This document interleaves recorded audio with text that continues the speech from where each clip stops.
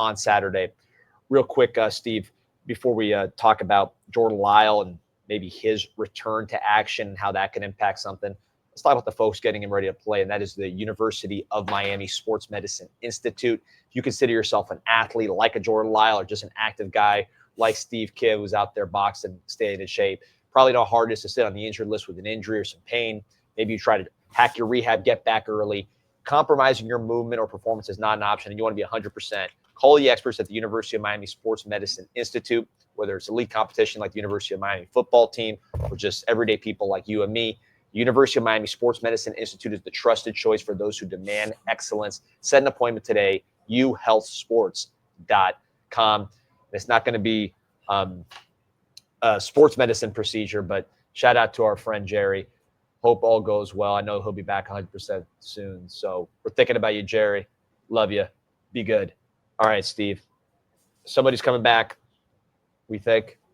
Jordan Lyle took the first snap against Notre Dame. We know how important he is, at least to the plan of what this team would look like this season. I've seen him in practice as an explosive player. You saw him in spurts last year. What do you see the impact potentially of a guy like Jordan Lyle joining a running game that's already been very effective? Well, there's an old saying in boxing. Hit the body, kill the body, and the head will die.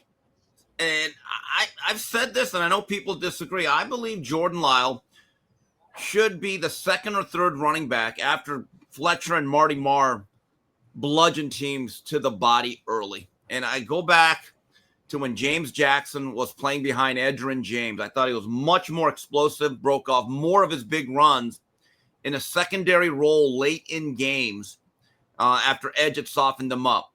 Travis Homer in 2017, before Mark Walton was lost for the year with his injury, the spark that he brought us, Travis Homer, with his athleticism, he broke off a lot of runs in the second half. I think Jordan Lyle is going to be a factor. There's no doubt with that speed and that burst. I remember watching the USF game last year. He broke off that 90-yard run. I said, wow, we haven't had anyone like that in a while. That is a result, though, of a lot of times defenses in the first quarter are going to wear down, and they're not going to be the same group of guys in the fourth quarter.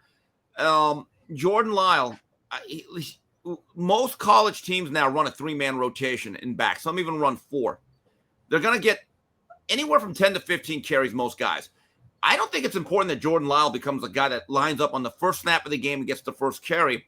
I'm interested to see when he's going to get the carries, because right now that 1-2 combination of Fletcher and Brown, I think, has been dynamic. And Steve, to me, it's like, how are they going to use him? Are they going to just run it right up the middle with him as they do kind of with these other guys, right? Or are they going to try to get a little bit more creative and utilize that speed? Peter, so much has been made of Miami's, maybe I won't say over-reliance, but the fact that we've been very consistent. We like running the duo, right? We like to just mash it up front, keep it very simple. Danny talks about it a lot, and making sure that at the very least, we're always going to be in 2nd and 6 or 7, but never at 2nd and 13. Completely understand that. But you go back to the Florida game, there was more variety in the run game.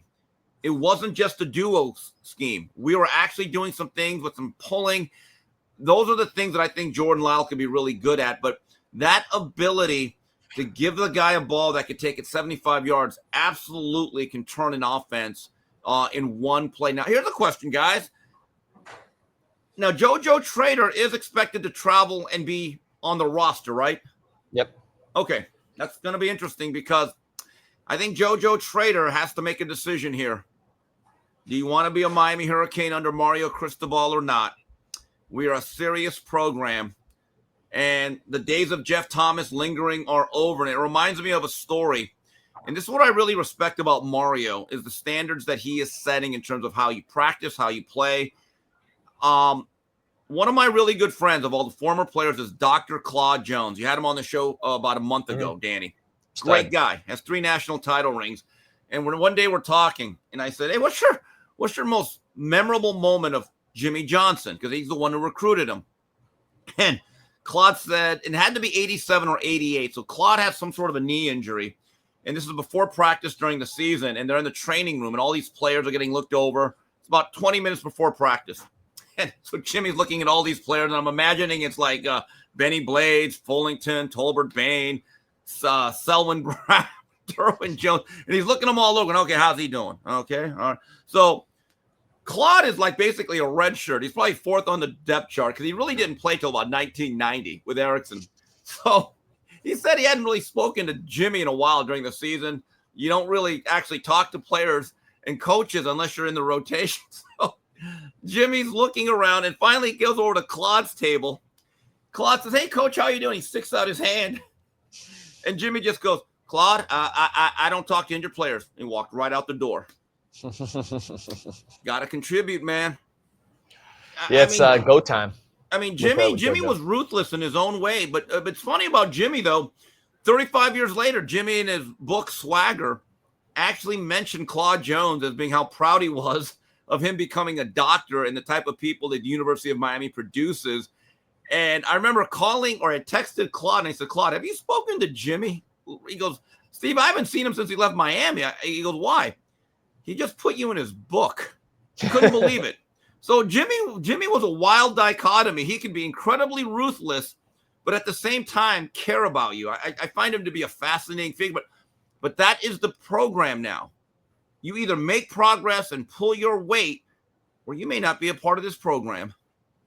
Well, and I think, Steve, with him, it's like we saw he got opportunities against Notre Dame.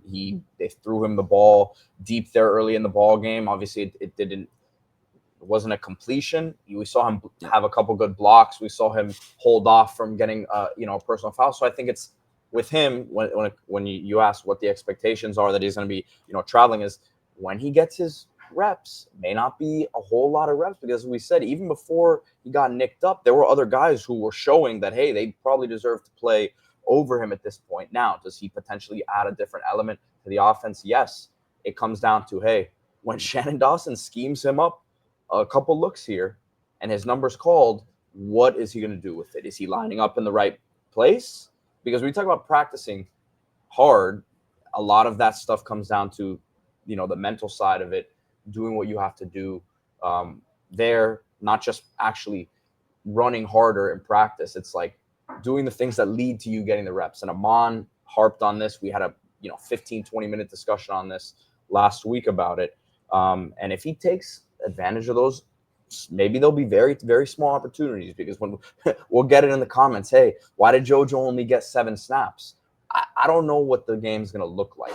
Maybe in those few snaps, he didn't do what his job was. Maybe he just didn't do it. Now, maybe he gets 7 snaps and does great job. And then next week sees 15, 20 snaps, next opportunity out against Louisville.